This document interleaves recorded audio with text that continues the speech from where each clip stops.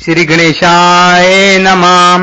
श्री सीतारामचंद्र अभ्याम नमः। श्री महर्षि वाल्मीकि परिणीत श्रीमद् वाल्मीकि रामायण बालकांड 44वां सर्ग। ब्रह्मा जी का भगीरथ की प्रशंसा करते हुए उन्हें गंगा जल से पितरों के तर्पण की आज्ञा देना और राजा का वह सब करके अपने नगर को जाना। गंगा अवतरण के उपाख्यान की महिमा। श्री राम सुनो।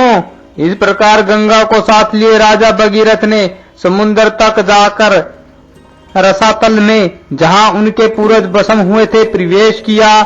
वह भस्म राशि जब गंगा जी के जल से आपलवित हो गई तब संपूर्ण लोकों के स्वामी भगवान ब्रह्मा ने वहां पधार कर राजा से इस प्रकार कहा, नरश्रेष्ठ सुनो।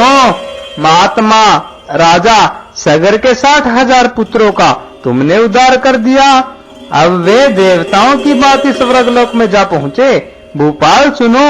इस संसार में जब तक सागर का जल मौजूद रहेगा तब तक सगर के सभी पुत्र देवताओं की बात इस स्वर्गलोक में प्रतिष्ठित रहेंगे। ये गंगा तुम्हारी भी ज्येष्ठ पुत्री होकर रहेगी और तुम्हारे नाम पर रखे हुए भगीरथी नाम से इस जगत में विख्यात होगी। त्रिपथ गा, दिव्या और भगीरथी, इन तीनों नामों से गंगा की प्रसिद्धि होगी। ये आकाश, पृथ्वी और पाताल तीनों पथों को पवित्र करते हुए गमन करती है, इसलिए त्रिपथ गा मानी गई है। नरेश्वर सुनो। महाराज सुनो। अब तुम गंगा जी के जल से यहाँ अपने सभी पितामहों का तर्पण करो और इस प्रकार अपनी तथा अपने पूर्वजों द्वारा की हुई प्रतिज्ञा को पूर्ण कर लो। राजन सुनो। तुम्हारे पूर्वज धर्मात्माओं में श्रेष्ठ महायशस्वी राजा सगर भी गंगा को यहाँ लाना चाहते थे, किंतु उनका यह मनोरथ नहीं पूर्ण हुआ। वह सुनो। इसी प्रकार लोक में अप्रीतम प्रभावशाली उत्तम गुण वशिष्ठ महर्षि तुल्य तेजस्वी मेरे सम्मान तपस्वी तथा अक्षित्र धर्मपरायण राज ऋषि अंशुमान ने भी गंगा को यहाँ लाने की इच्छा की, परंतु वे इस पृथ्वी पर उन्हें लाने की प्रतिज्ञा पूरी न कर सके। निष्पाप महाभाग सुनो। तुम्हारे अत्यंत तेजस्वी पिता दलीप भी गंगा को यहाँ लाने की इच्छा करके भी इस कार्य में सफल न हो सके। पुरुष परवर सुनो। तुमने गंगा को भूतल पर लाने की यह प्रतिज्ञा पूर्ण कर ली, इससे संसार में तुम्हें परम उत्तम एवं महान यश की प्राप्ति हुई है।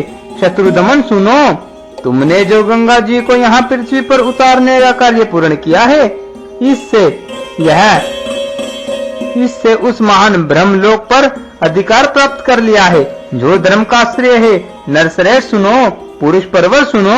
गंगा जी का जल सदा ही स्नान के योग्य है। तुम समय भी इसमें स्नान करो और पवित्र होकर पुण्य का फल प्राप्त करो। नरेश्वर सुनो। तुम अपने सभी पितामहों का तर्पण करो, तुम्हारा कल्याण हो।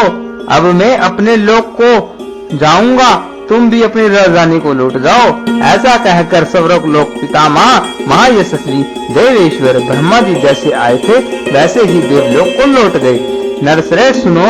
महायशस्वी राजऋषि राजा भगीरथ भी गंगा जी के उत्तम जल से कर्मश सभी सगर पुत्रों का विधिवत तर्पण करके पवित्र हो अपने नगर को चले गए। इस प्रकार सफल मनोरथ होकर वे अपने राज्य का शासन करने लगे। रघुनंदन सुनो।